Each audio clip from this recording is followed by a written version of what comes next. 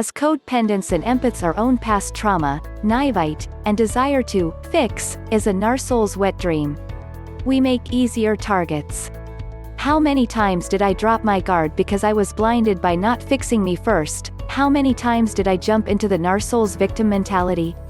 How many times did I fall for the bear trap of giving in the hopes of receiving? Oh, way too many. We had our own weaknesses culled, groomed, and in a horribly sadistic way had it thrown back at us like a weapon by the person we love and trusted. Stockholm Syndrome trauma bonds. You get so worn down by the gaslighting, the manipulation, the silent treatment, triangulation and future faking that you start to think you are nutty or this is the best you're ever going to get. You will prolong the breakup because you think you can heal or fix the relationship. Only to discover too late it is not a relationship. You interfaced with a clinically disordered individual. You get sick physically and emotionally, depression, anxiety, or even autoimmune issues, and now you are engaging in two battles.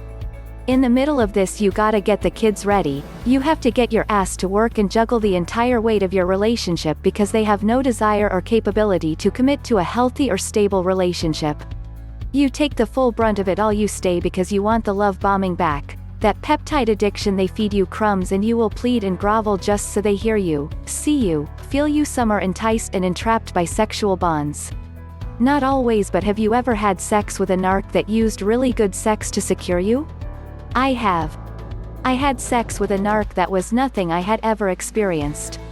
But sex is not love and it is used only as a transaction. It's not tender love making, it's just animalistic sex, almost bonding you to them. Narc abuse is widely misunderstood, or victims themselves have never even heard of it. You don't expect it. For example, if you have had your ass kicked by a malignant then dated an overt, well, when that demonic covert comes along you just had a very different visual. My last next, covert sociopath. He may not have known he was a sociopath, but he sure as hell knew he was off. So when I said please don't treat me like my last ex, he ate that up like a homemade sin. Buns, unbeknownst to me that is how well the abuse was covertly hidden, because he said you are having trust issues with me or are too sensitive or you keep saying I hurt you like your ex but I am not your ex. While he literally was renting escorts, taking trips to Greece with new supply and had started using meth. I was so blinded because he used it all like a scorpion hiding in tall grass. Abusing me was a cakewalk. I was about as good of a supply as there possibly could be. Just ripe for the picking. I stayed for so long because I was told year after year, trust me, it won't always be this way. I don't want to hurt you. One day we will go on that trip you wanted. One day you'll meet my family. The empty promises of a tomorrow that never came was so seductive. I was scared and thought I was alone. I didn't think I would have the strength to walk away. I had no idea how to self-love or self-partner.